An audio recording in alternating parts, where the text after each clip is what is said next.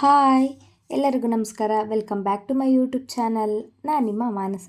ನಾನಿವತ್ತು ಬಿಸಿಬೇಳೆಬಾತ್ ಮಾಡೋದು ಹೇಗೆ ಅಂತ ತೋರಿಸ್ತಾ ಇದ್ದೀನಿ. ಇದಂತೂ ತುಂಬಾ ಸಿಂಪಲ್ಲು. ಈ ಚಳಿ ವೆದರ್ಗೆ ಬಿಸಿಬೇಳೆಬಾತು ತುಂಬಾ ರುಚಿಯಾಗಿರುತ್ತೆ. ನೀವೇನಾದರೂ ಇದೇ ಮೊದಲನೇ ಬಾರಿ ನನ್ನ ವೀಡಿಯೋನ ನೋಡ್ತಾ ಇದ್ದರೆ ಪ್ಲೀಸ್ ಹೋಗಿ ಸಬ್ಸ್ಕ್ರೈಬ್ ಮಾಡ್ಕೊಳ್ಳಿ. ಸೊ ಬನ್ನಿ ಹೇಗೆ ಮಾಡೋದು ಅಂತ ನೋಡೋಣ. ಮೊದಲಿಗೆ ಗ್ಯಾಸ್ನ ಅಂಟಿಸ್ಕೊಂಡು ಒಂದು ಕುಕ್ಕರ್ನ ಇಟ್ಕೋತೀನಿ ನಾನು.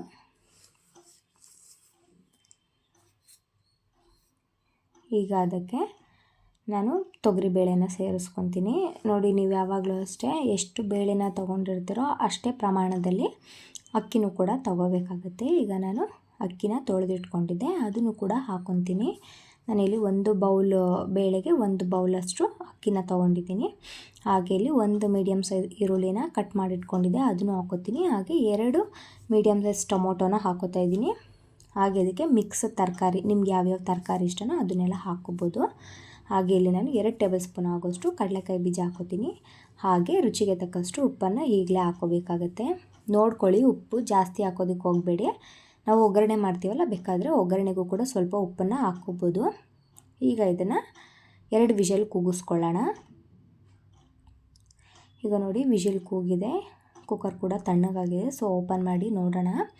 ಯಾವಾಗಲೂ ಅಷ್ಟೇ ಬಿಸಿಬೇಳೆಬಾತ್ ಮಾಡುವಾಗ ಸ್ವಲ್ಪ ನೀರನ್ನು ಜಾಸ್ತಿಯಾಗಿ ಹಾಕ್ಕೋಬೇಕಾಗತ್ತೆ. ನೀರು ಜಾಸ್ತಿ ಹಾಕಿಲ್ಲ ಅಂದರೆ ಅದು ಪಲಾವ್ ಥರ ಆಗಿಬಿಡುತ್ತೆ.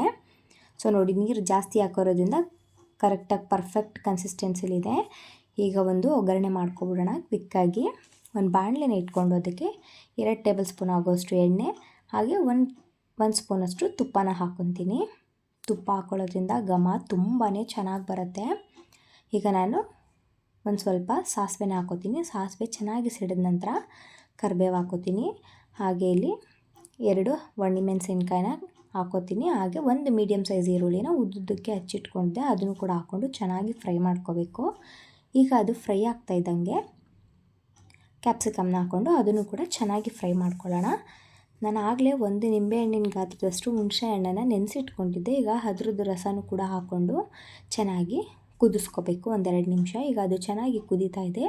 ಈ ಸಮಯದಲ್ಲೇ ನಾವು ಬಿಸಿಬೇಳೆಬಾತ್ ಪೌಡ್ರನ್ನ ಹಾಕ್ಕೋಬೇಕಾಗತ್ತೆ. ನಾನಿಲ್ಲಿ 3 ಚಮಚದಷ್ಟು ಹಾಕ್ಕೊಂಡಿದ್ದೀನಿ.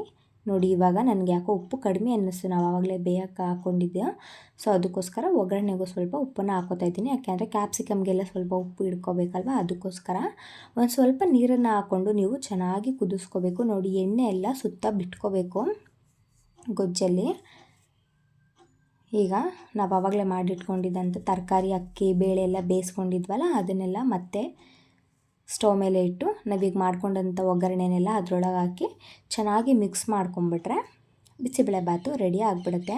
ನೋಡಿದ್ರಲ್ವ ಎಷ್ಟು ಸಿಂಪಲ್ಲಾಗಿ ಮಾಡ್ಕೋಬೋದು ಅಂತ. ಟೇಸ್ಟ್ ಅಂತೂ ತುಂಬಾ ಚೆನ್ನಾಗಿ ಬಂದಿತ್ತು. ಹಾಗೆ ಕ್ವಿಕ್ಕಾಗಿ ಕೂಡ ನೀವು ಮಾರ್ನಿಂಗ್ ಮಾಡ್ಕೊಬಿಡ್ಬೋದು.